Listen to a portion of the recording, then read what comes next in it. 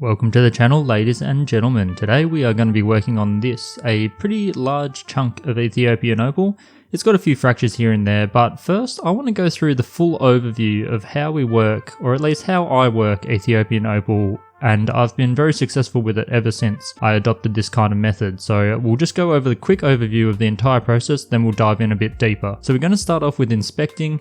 You can use macro, lenses, loops, all that kind of stuff. The most important is get a light in there and X-ray vision the hell out of it. It will show you everything.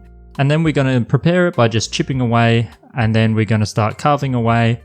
And finally, the most important part, just drying it correctly. So we'll go through all of these steps individually now, but I just wanted to show off the entire process. So starting off, we're going to get the light out for the X-ray vision. Super important. Every tiny little inclusion, any little potchy streak inside the stone, here you can see it's almost a 50-50 potching actual gem opal. And every single crack, you'll even see the directions of the cracks, you'll see absolutely everything. Getting a light, even if it's not a little fancy pen light or anything like that, even if you've just got a torch or you hold it up to the sun, just put your fingers around it so you block off the beam directly going into your eyeballs, and you'll be able to see the entire thing glow. You don't want it too strong, otherwise everything will be hard to see. Then what I'm going to do is show you how I use a wood screw for the picking. This is now my new favourite method.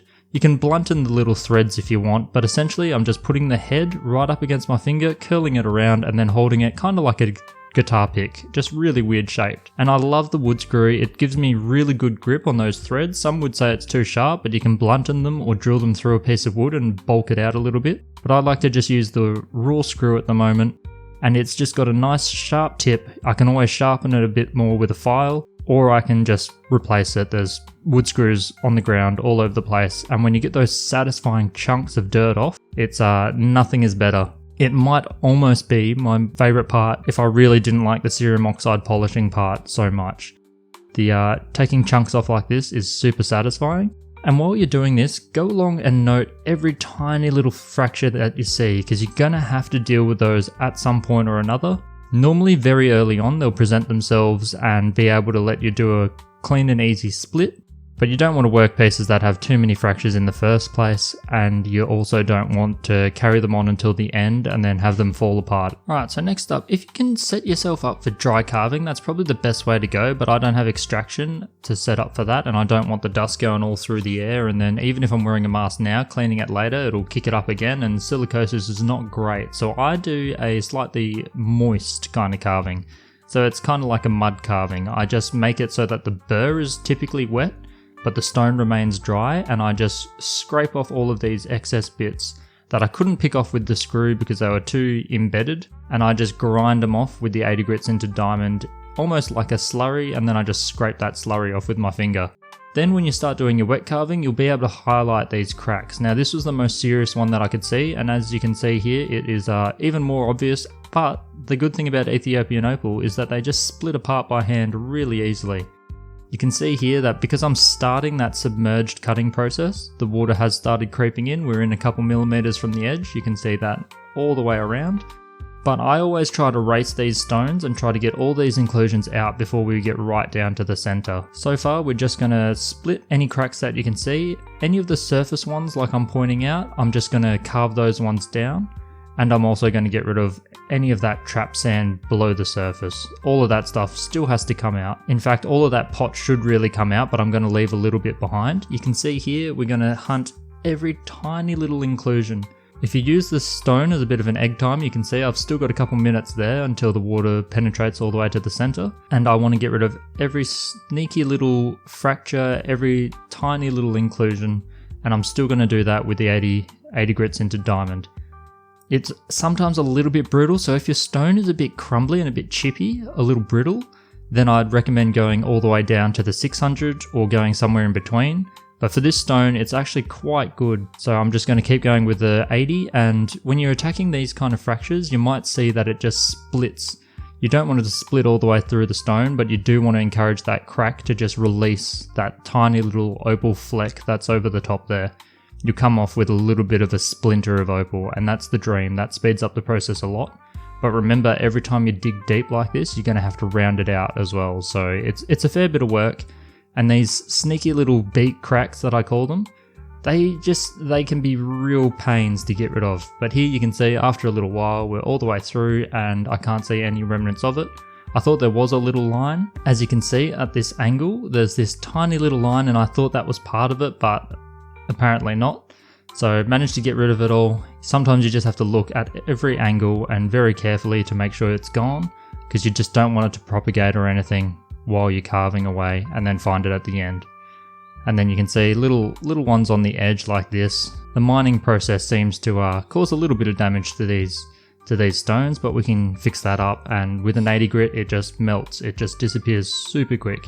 If you're a little bit scared of it disappearing so quickly, there's no reason why you can't go up in grits and take it a little bit slower.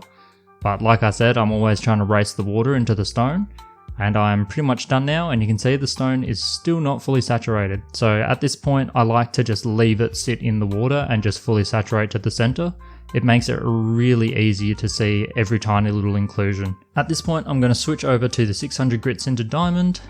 You could also do some final shaping with the 200 or 400 grit diamond resin burrs. If you want to be really careful, if you've got any kind of brittleness in the stone, you definitely want to go for a resin burr. The metal might be too aggressive. But in essence, for this one, I'm just going to get the 600 grit sintered diamond and do the final shaping, and I've already done that now.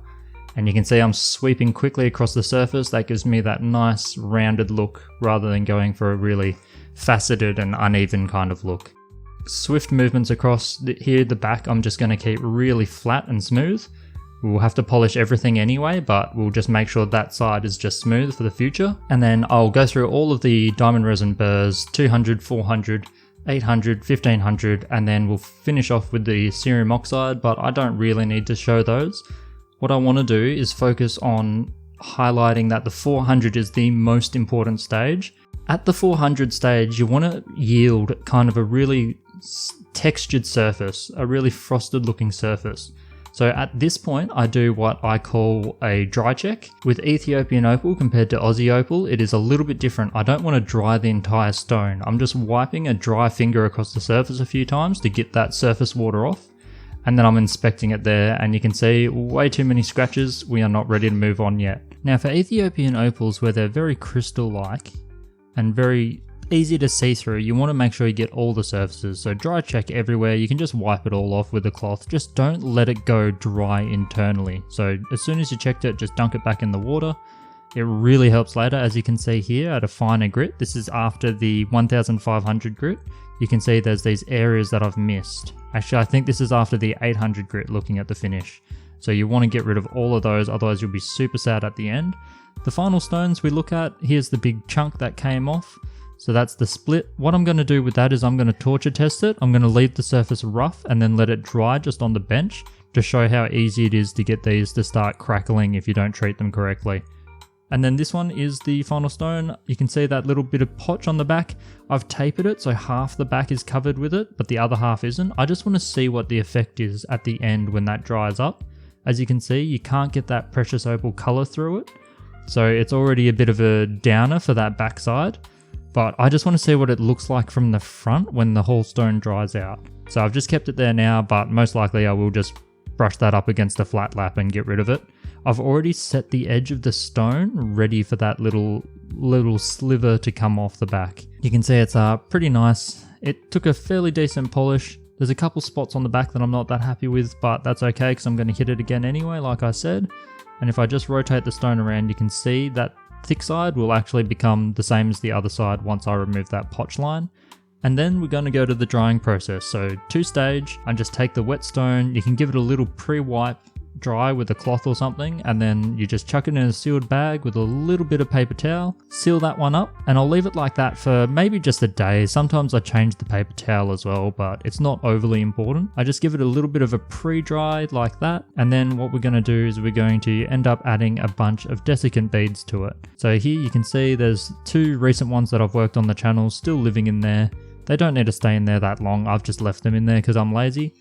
And you can see that it's just in the standard sealed bag. Some of the beads near the stones you can see are quite orange, whereas along the back you can see that they're going a little bit darker. Eventually when they're saturated they will turn into a dark green. I use a food grade desiccant. It's my favourite one because the orange to green transition is super obvious. and I know when I need to dry them out and recharge them or replace them with others. I use these beads whenever I need desiccant. It's super useful. And that's pretty much it. Eventually that big stone will be transferred in there with the little stones. They can all sit in a bag of desiccant together. I've actually got a big desiccant jar that I'll chuck a lot of these stones into. The jar's a little bit better at sealing over a longer period of time. These bags aren't completely airtight, but they do a pretty good job, and that's how I work my Ethiopian opal. So hopefully that helps. I'll see you in a future video.